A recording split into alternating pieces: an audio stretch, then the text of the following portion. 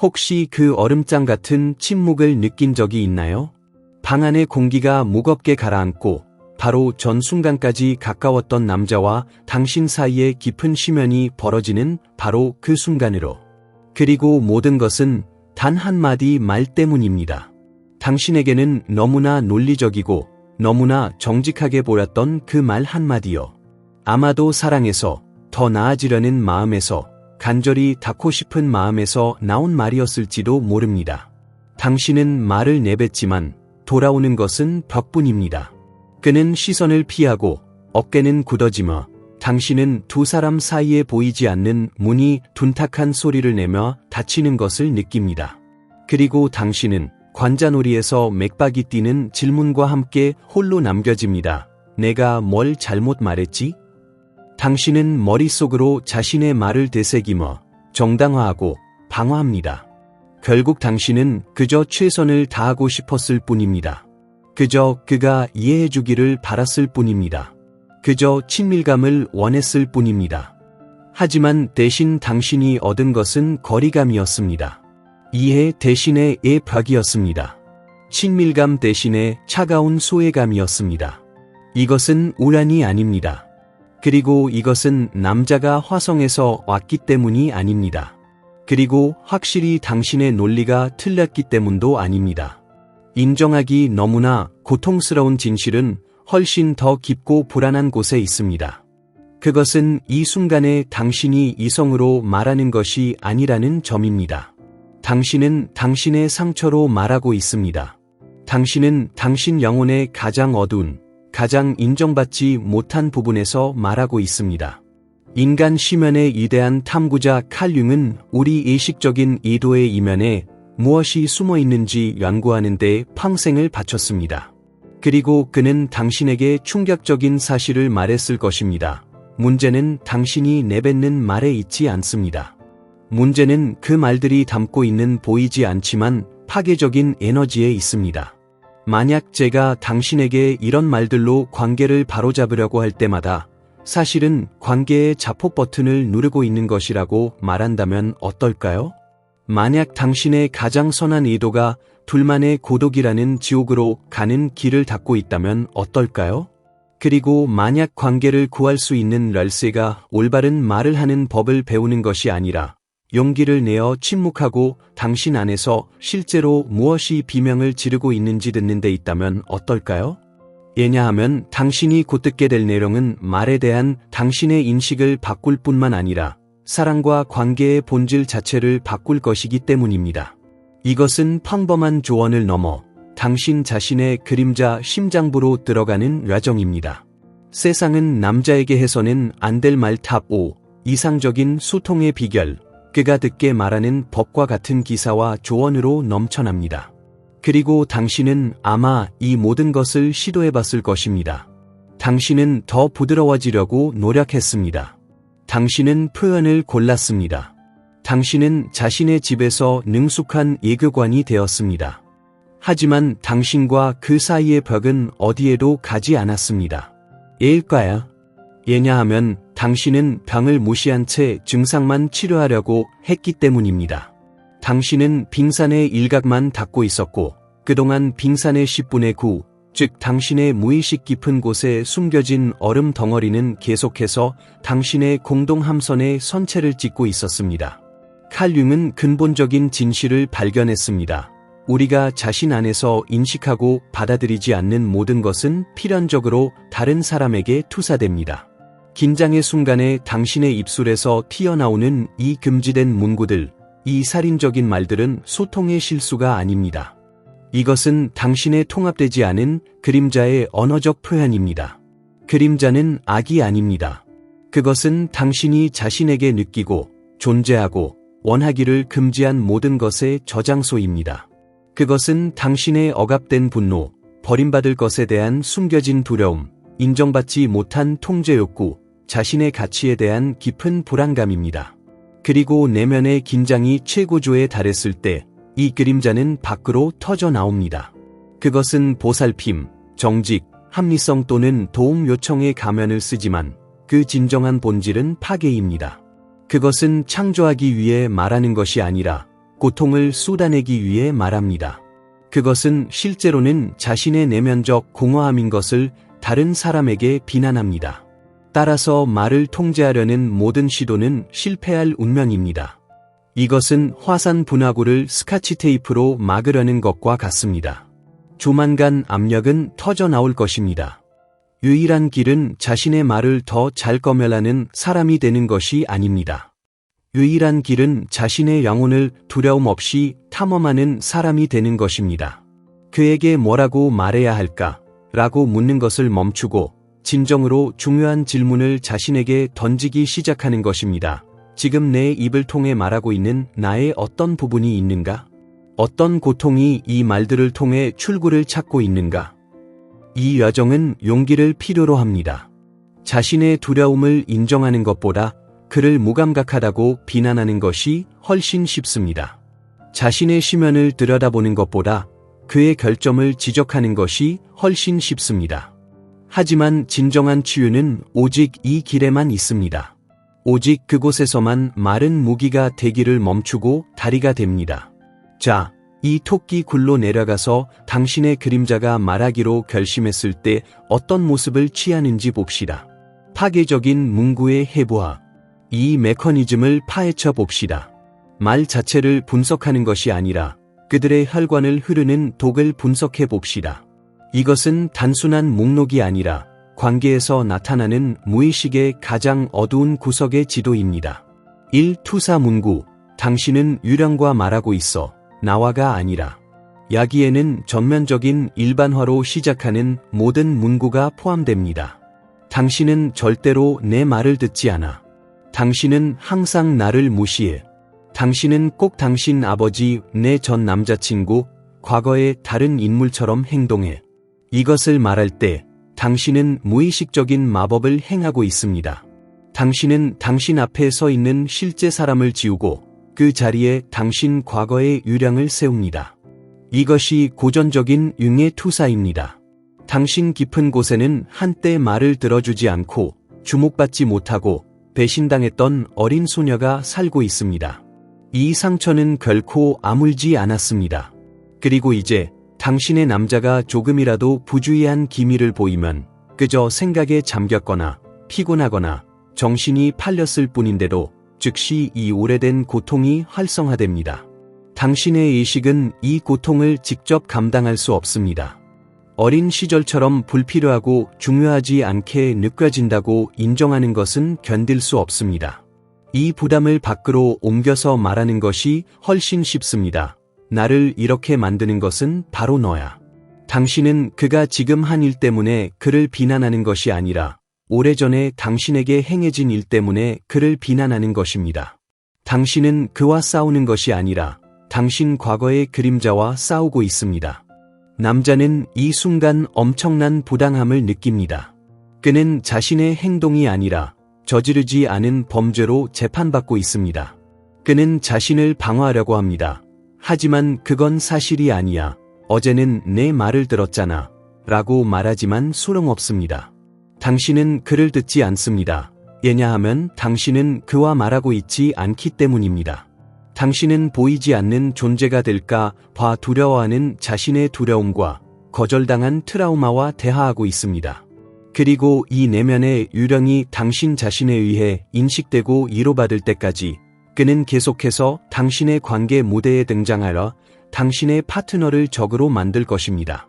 이런 모든 문구는 당신의 무의식이 내 오랜 상처를 봐줘 라고 외치는 것이지만 남자가 듣는 것은 너는 나쁘고 내 탓이야 뿐입니다.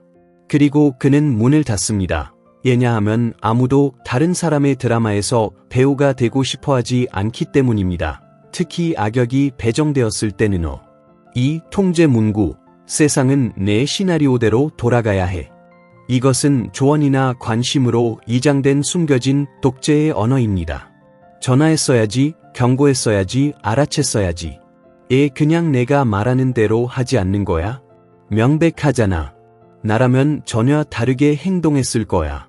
이 문구들 뒤에는 지혜가 아니라 두려움이 있습니다. 이것은 당신의 페르소나의 목소리입니다. 잉이 자신으로 가는 길에서 가장 큰 위험 중 하나로 여겼던 사회적 가면입니다. 당신은 모든 것을 알고 모든 것을 이해하며 항상 올바르게 행동하는 좋은 아내, 현명한 여성, 이상적인 파트너의 이미지를 스스로 만들었습니다. 이 가면은 당신에게 삶을 통제하고 있다는 환상을 줍니다. 하지만 삶은 혼돈입니다. 사람들은 예측할 수 없습니다. 그리고 당신의 남자가 당신의 시나리오대로 행동하지 않을 때, 당신 머릿속에 이상적인 파트너가 행동해야 했던 방식대로 행동하지 않을 때, 당신의 페르소나는 산산조각이 납니다. 그 아래에서 공포가 드러납니다. 예측 불가능성에 대한 공포, 상황을 통제하지 못하고 있다는 공포, 그리고 이 내면의 혼돈과 마주하지 않기 위해 당신은 힘으로 외부 세계를 당신의 시나리오 틀 안으로 되돌리려고 합니다. 했어야지 라는 문구는 사실의 진술이 아닙니다. 그것은 당신의 기대에 부응하도록 과거를 다시 쓰려는 시도입니다. 얘 그냥 그렇게 하지 않는 거야 라는 문구는 제안이 아니라 명령입니다. 당신은 조언을 하는 것이 아니라 그의 자유가 당신의 통제 환상을 위협하기 때문에 그에게서 자신의 선택과 실수에 대한 권리를 박탈하려고 합니다. 남자는 이 순간 사랑받는 파트너가 아니라 부주의한 부하 직원처럼 느낍니다. 그는 성인으로 인식되지 않고 끊임없이 지도하고 가르쳐야 하는 아이로 인식됩니다. 이것은 그의 주도성과 남성성을 거세합니다. 그는 정체적인 통제에 반항하거나 완전히 당신에게 의존하는 수동적이고 무기력한 사람이 되기 시작합니다. 두 경우 모두 친밀감은 죽습니다. 그것은 권력투쟁이나 어머니 아들 관계에 자리를 내줍니다.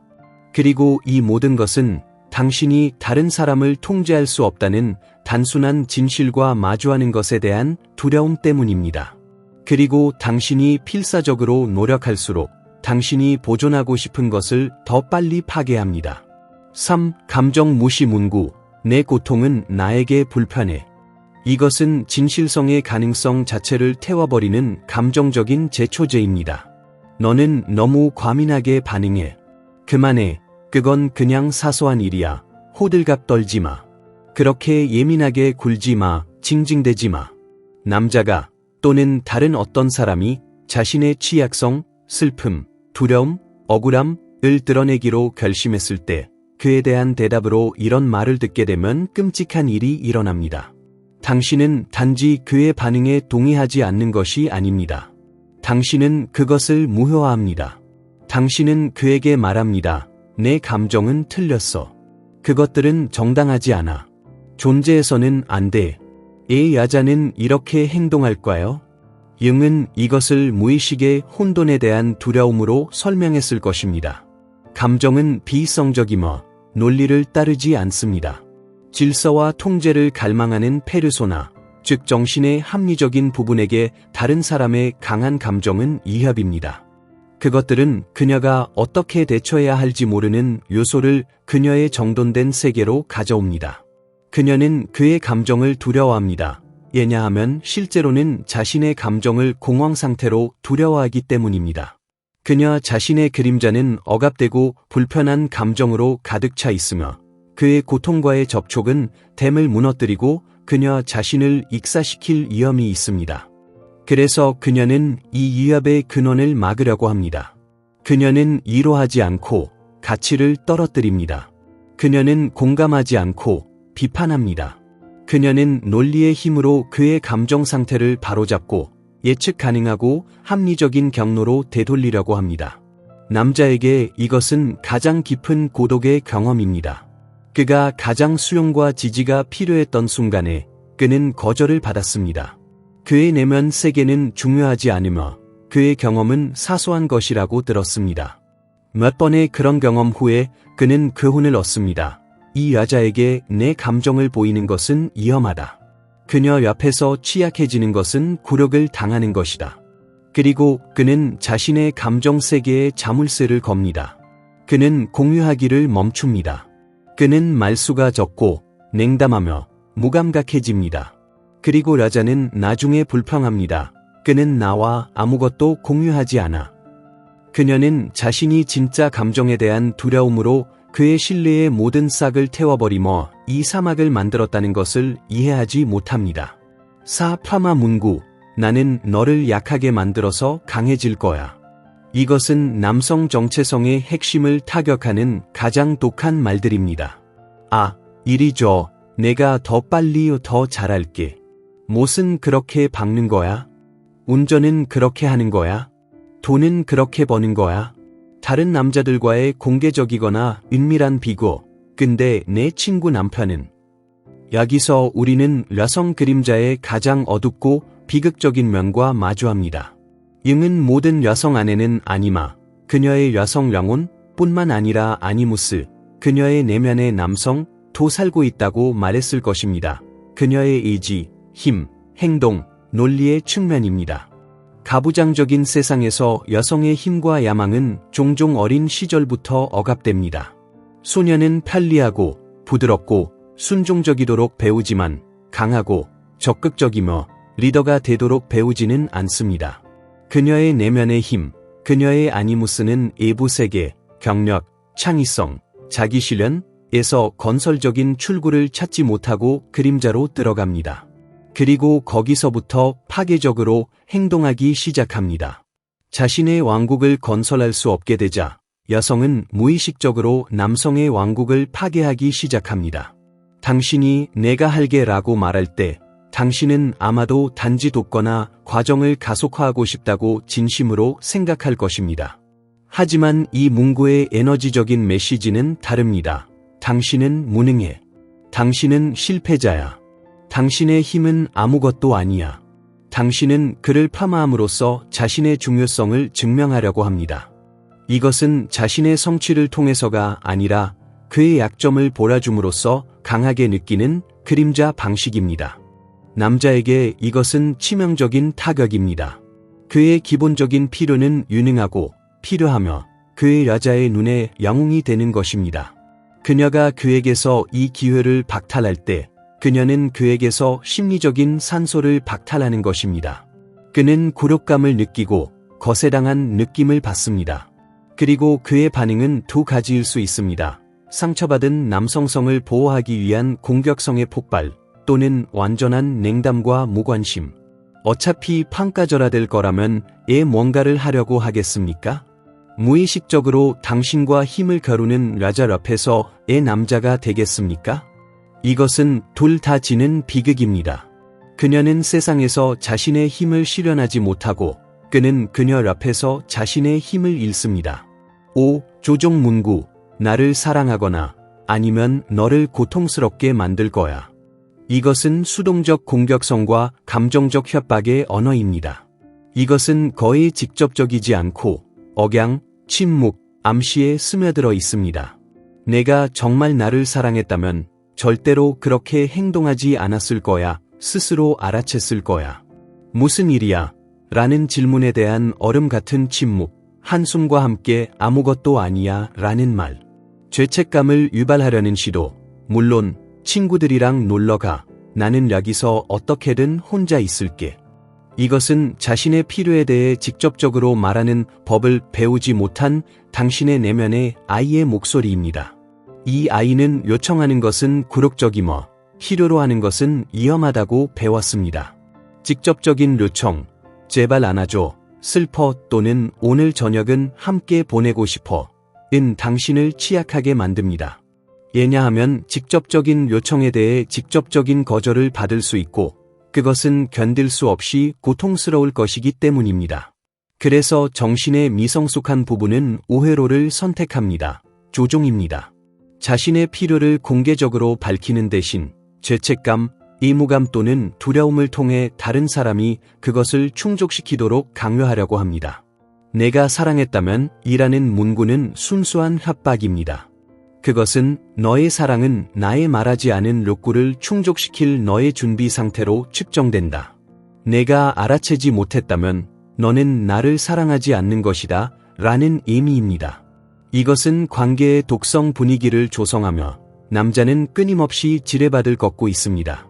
그는 자신의 어떤 행동이 사랑이 아닌 것으로 간주될지 결코 알 수 없습니다. 그는 잘못된 발걸음을 내딛는 것을 두려워합니다. 그는 영원히 죄책감을 느끼고 의무감을 느끼지만 사랑받고 있다고 느끼지는 않습니다. 사랑은 부채의 의무의 분위기 속에서 살 수 없습니다.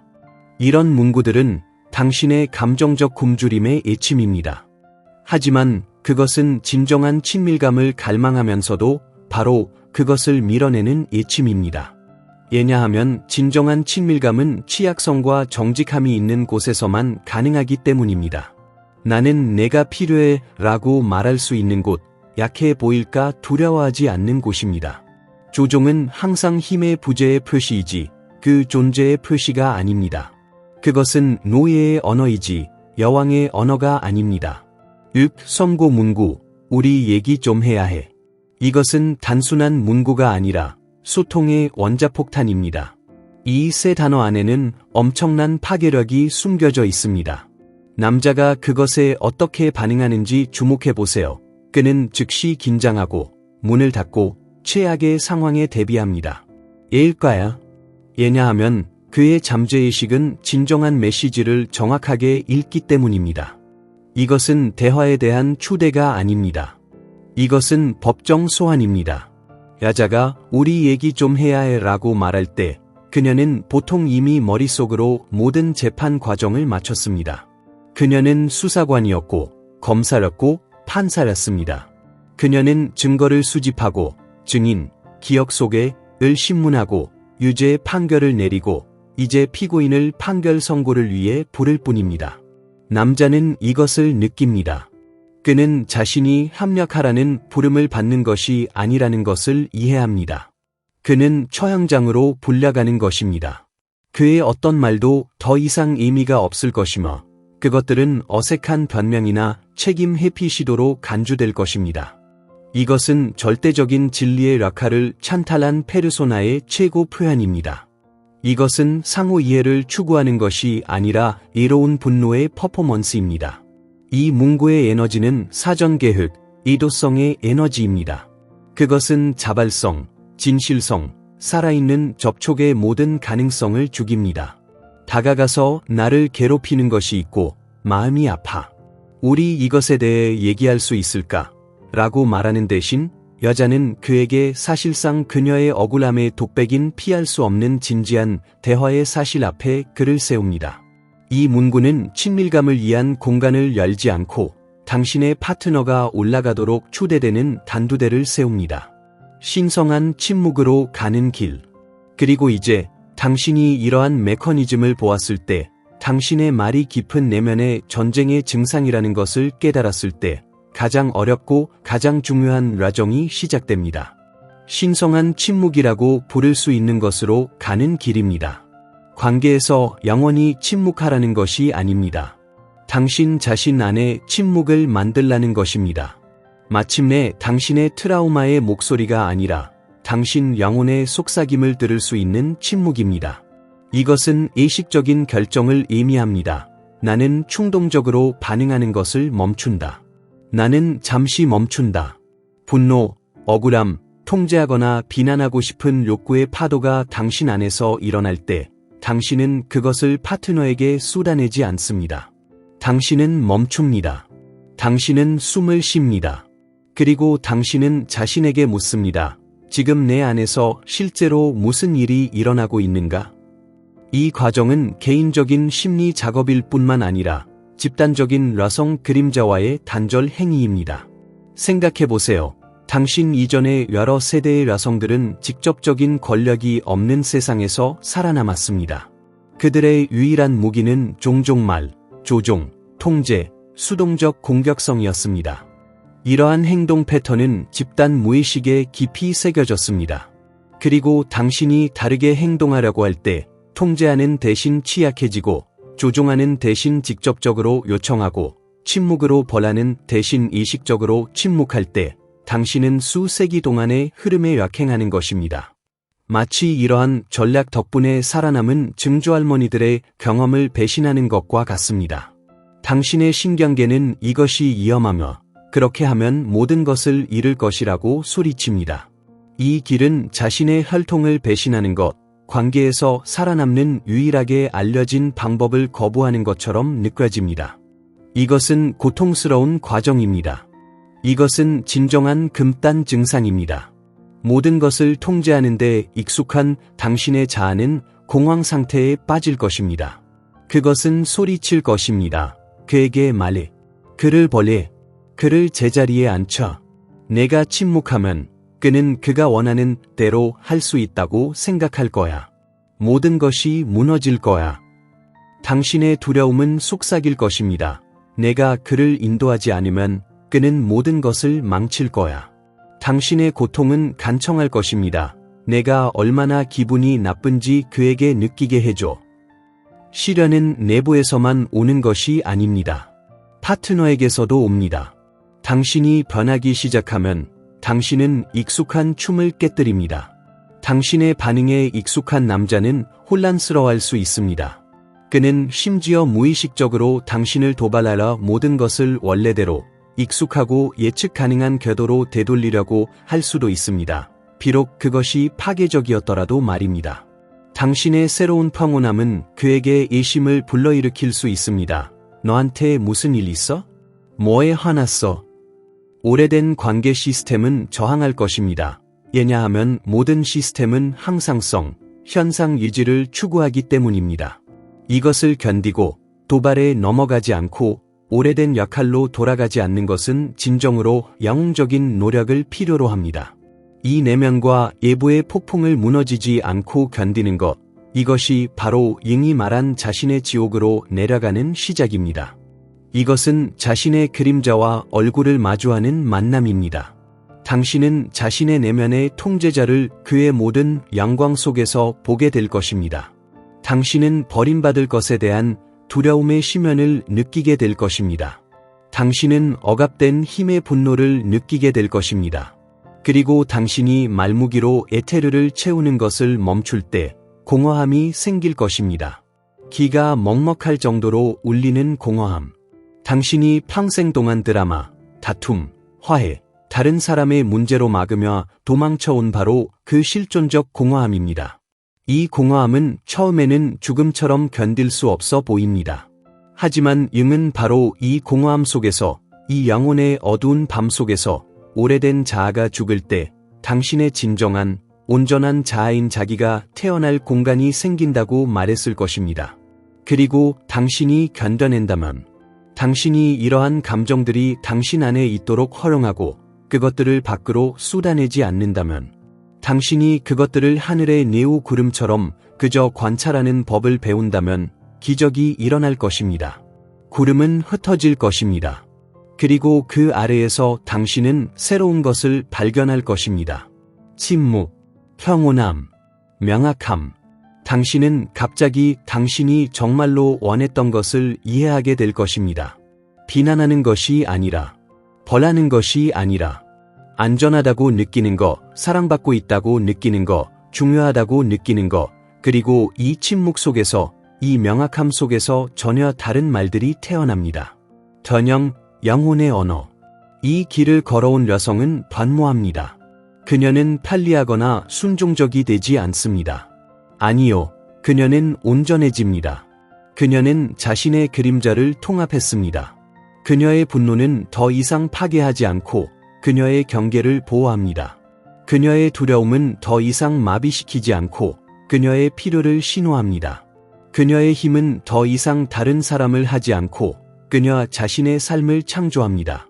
그녀는 더 이상 말을 무기로 사용하지 않습니다. 왜냐하면 그녀는 더 이상 전쟁에 있지 않기 때문입니다. 그녀의 말이 바뀝니다. 너는 절대로 내 말을 듣지 않아. 라는 투사 문구 대신 그녀는 자신의 취약함에서 말합니다. 내가 말하는 동안 정신이 팔리면 나는 내가 중요하지 않다고 느끼기 시작해. 제발 몇 분만 시간을 내줘. 나에게는 소중해. 너는 다르게 했어야 했어. 라는 통제 문구 대신 그녀는 그의 선택을 존중하지만 자신의 감정에 대해 말합니다. 나는 다른 것을 기대했고 지금 조금 속상해. 우리 앞으로 어떻게 할지 생각해보자. 너는 너무 과민하게 반응해 라는 가치절하 문구 대신 그녀는 다른 사람의 감정을 견디는 법을 배웁니다.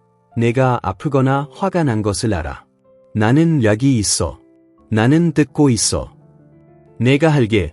라는 폄하 문구 대신 그녀는 신뢰하고 요청하는 법을 배웁니다. 자기야, 이것 좀 도와줘. 제발. 내가 더 잘하잖아. 또는 그녀는 그를 건드리지 않고 자신의 힘을 적용할 방법을 찾습니다. 나는 이 프로젝트에 대한 책임을 지고 싶어.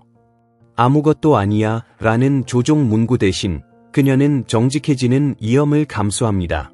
나는 슬프고 지금 그냥 내가 나를 안아줬으면 좋겠어. 차이를 느끼시나요?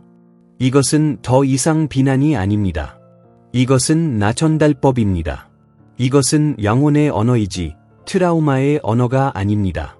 남자는 이 말을 들을 때 공격받고 있다고 느끼지 않습니다. 그는 비난을 듣는 것이 아니라 요청을 듣습니다. 그는 자신 앞에 검사가 아니라 마음을 열어주는 가까운 사람을 봅니다. 그리고 그런 개방성에 개방성으로 응답하고 싶어집니다. 벽이 무너집니다. 문이 열립니다. 그녀의 침묵도 바뀝니다. 이전에는 억울함으로 가득 차 있었고 벌의 한 상태였습니다. 이제 그녀의 침묵은 존재감과 수용으로 가득 차 있습니다. 그녀는 아무것도 고치려고 하지 않고 그냥 옆에 있을 수 있습니다. 그리고 이 침묵 속에서 어떤 말보다 깊은 진정한 친밀감이 태어납니다. 관계는 두 명의 상처 입은 아이들의 전쟁터가 되기를 멈추고 서로를 존중하고 듣고 소중히 여기는 두 명의 주권적인 성인들의 연합이 됩니다. 결론. 오늘 우리가 분석한 것은 단순한 의사소통 기술의 집합이 아닙니다. 이것은 자신으로 가는 길의 지도입니다. 당신의 관계에서 진정하고 깊은 혁명은 당신이 올바른 문구를 배울 때 시작되는 것이 아닙니다. 그것은 당신이 외부 세계를 비난하는 습관을 버리고 당신의 시선을 안으로 돌릴 용기를 낼 때 시작될 것입니다. 우리의 입술에서 나오는 말은 빙산의 일각일 뿐이며 우리 무의식에 보이지 않는 흐름의 가시적인 결과입니다. 당신은 이 일각을 얼마든지 닦을 수 있지만 수중 부분, 당신의 두려움, 당신의 상처, 당신의 그림자를 연구하지 않는 한 당신의 배는 계속해서 같은 암초에 부딪힐 것입니다. 치유의 길은 침묵을 통해 있습니다. 내부에서 아픈 것과 마주할 용기를 통해 있습니다. 그리고 오직 이 치유된 침묵 속에서만 파괴하지 않고 창조하는 말, 벽이 아니라 다리가 되는 말이 태어날 수 있습니다. 이 메시지가 당신에게 울림을 주었다면 당신이 이러한 파괴적인 패턴에서 자신을 발견하고 끝없는 말싸움에 지쳤다면 이 감정이 사라지게 두지 마십시오. 당신이 알고 있는 이것을 들어야 할 그 여성과 이 비디오를 공유하십시오. 댓글을 남기고 금지된 문구 중 어떤 것이 당신에게 가장 큰 진실이었는지 이야기하십시오. 이것은 단순한 댓글이 아니라 깨달음으로 가는 첫걸음입니다. 그리고 물론 저희 채널을 구독하십시오. 숫자를 위해서가 아닙니다. 자신 속으로의 이 공동 여행을 계속하기 위해서입니다.